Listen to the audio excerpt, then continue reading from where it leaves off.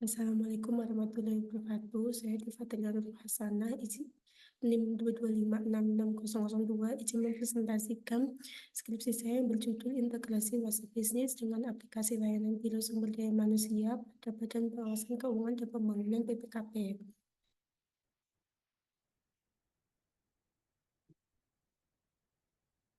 Yang pertama, saya akan menjelaskan daftar isi, yaitu pendahuluan, metodologi penelitian, tempat penelitian, hasil dan pembahasan, dan kesimpulan saran. Kemudian untuk latar belakang, penyampaian informasi yang masih dilakukan dengan cara konvensional yang tidak terpusat dan tidak bersifat resmi karena menggunakan nomor pribadi admin kepegawaian yang ada di BPKP.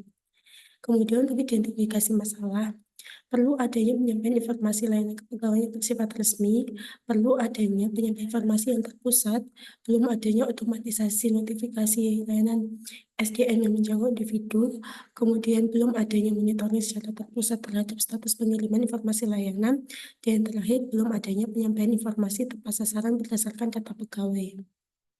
Kemudian untuk batasan masalah, terdapat 3 batasan masalah dalam penelitian ini, yaitu sumber daya yang digunakan, sumber data yang digunakan dalam penelitian ini berdasarkan NIP dan jabatan pegawai, kemudian layanan kepegawaian dijadikan landasan dalam penelitian ini hanya terbatas pada lingkup layanan Biro SDM, kemudian terakhir pengguna aplikasi ini adalah pegawai Biro SDM sebagai admin kepegawaian.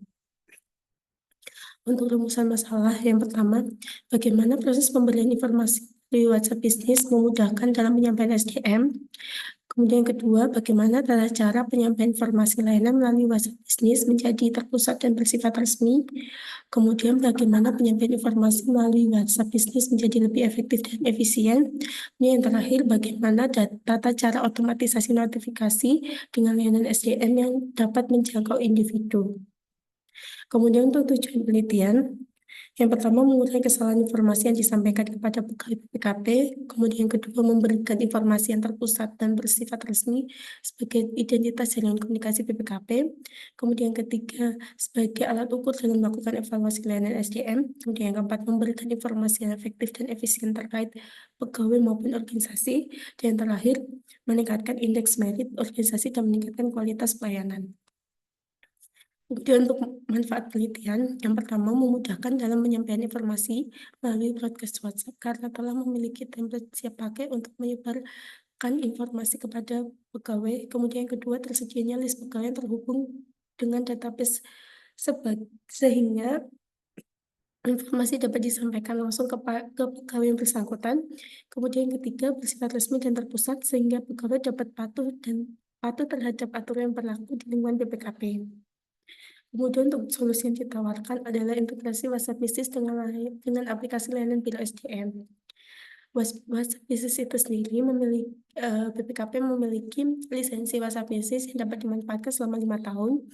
Dalam penggunaannya, WhatsApp Business ditarifkan pada setiap pengirim broadcast ke masing-masing pegawai dalam satu sesi dan berlaku dalam 1 hari penuh.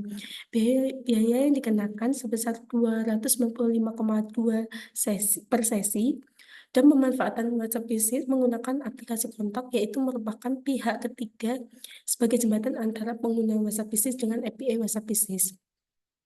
Yang dijelaskan pada gambar.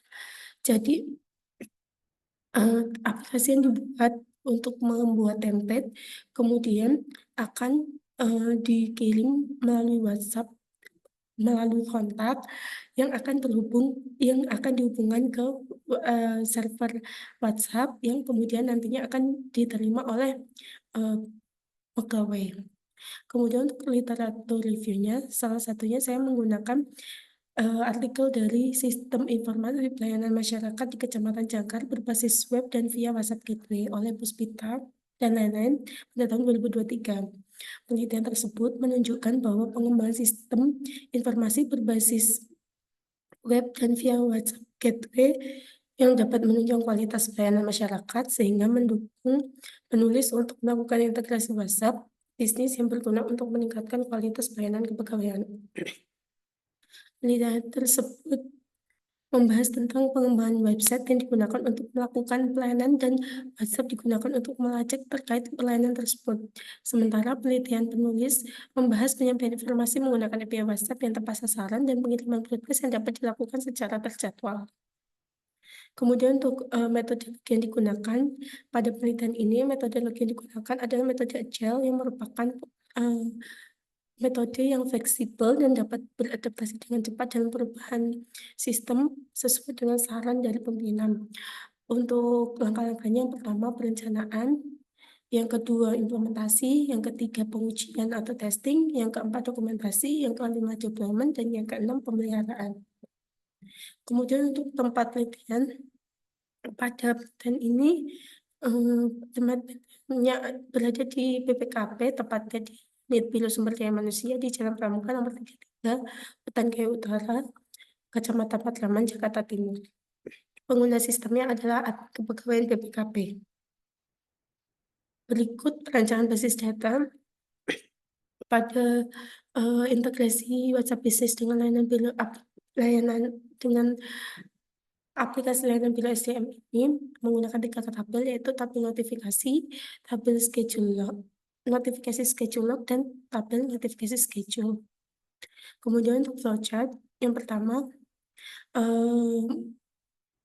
admin aplikasi menampilkan halaman login, kemudian kepegawaian memasukkan username dan password, kemudian jika sesuai akan lanjut, jika tidak sesuai akan kembali ke halaman login, jika sesuai menampilkan halaman broadcast, kemudian admin kepegawaian dapat membuat broadcast, kemudian aplikasi akan menampilkan halaman form tambah broadcast, kemudian admin kepegawaian dapat memasukkan layanan waktu pengiriman, jenis recurring, judul, isi, dan pilih penerima.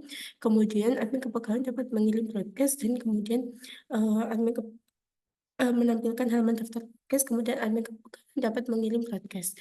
Kemudian setelah mengirim broadcast, pada halaman daftar broadcast terdapat pilihan, yaitu admin kepegawaian dapat memperbarui data broadcast yang kemudian dikirim kembali atau admin kepegawaian dapat merefresh log broadcast dengan aplikasi akan menampilkan halaman log broadcast, kemudian admin kepegawaian melakukan log broadcast, kemudian selesai. Kemudian untuk use case diagram, admin pegawai dapat melakukan login, melihat daftar broadcast, membuat template broadcast, memilih penerima broadcast, mengirim broadcast, memperbarui broadcast, melihat log broadcast, melakukan refresh log broadcast, melihat monitoring jenis layanan. Untuk penerima broadcast ini berasal dari API data pegawai. Untuk activity diagram terdapat 4 activity, yaitu activity diagram user login, activity diagram tambah broadcast, activity diagram edit broadcast, dan activity diagram refresh log broadcast. Kemudian untuk implementasinya ada halaman login pertama, yang kedua daftar broadcast, yang ketiga halaman form tambah broadcast, yang keempat log broadcast, yang kelima form edit broadcast, dan yang keenam halaman monitoring. Kemudian untuk hasil pengujian, yang pertama fitur login, skenario-nya lakukan login pada aplikasi broadcast center. Ini jika berhasil akan menampilkan daftar broadcast. Kemudian untuk fitur daftar broadcast, menampilkan daftar broadcast yang telah dikirimkan. Jika berhasil, maka menampilkan daftar broadcast yang telah dikirim. Untuk form tambah atau edit, menampilkan skenario tesnya mengisi jenis layanan, send app, jenis recurring, waktu pengiriman, judul, isi broadcast, dan memilih penerima dengan mengisi jenis kondisi, nama kondisi, operator, dan value, kemudian klik kirim. Jika berhasil, maka akan menampilkan broadcast akan dikirim kepada pegawai targeted. Kemudian untuk log broadcast, menampilkan daftar log broadcast yang dikirim, klik refresh untuk memperbarui log broadcast. Jika berhasil menampilkan list log broadcast, jika berhasil lagi, maka log broadcast akan terupdate. Untuk monitoring broadcast, skenario tesnya masuk ke menu monitoring, kemudian jika berhasil maka menampilkan grafik layanan berdasarkan jumlah layanan. Kemudian untuk kesimpulan, yang pertama, penyampaian informasi yang terpusat dan bersifat resmi sehingga memungkinkan pegawai menjadi patuh terhadap aturan yang berlaku di BPKP. Kemudian efisiensi dan efektivitas dalam penyampaian informasi yang dapat dicapai tanpa harus melibatkan proses konvensional melalui akun WhatsApp pribadi. Kemudian yang ketiga, penyampaian informasi yang tepat sasaran dengan menggunakan API data pegawai. Kemudian yang keempat, proses integrasi dengan layanan SDM yang menghasilkan monitoring yang digunakan sebagai alat ukur dalam melakukan evaluasi layanan SDM. Kemudian untuk saran, penyampaian informasi melalui WhatsApp BPKP dapat dilakukan untuk kementerian bagian lain agar lebih optimal dan terpusat secara merata. Kemudian yang kedua, dapat dilakukan integrasi WhatsApp dengan menambahkan fitur WhatsApp ke dalam aplikasi internal BPKP versi mobile atau MAP mobile untuk meningkatkan adaptabilitas dan fleksibilitas dalam penyampaian informasi. Sekian presentasi dari saya, kurang lebihnya mohon maaf. Wassalamualaikum warahmatullahi wabarakatuh.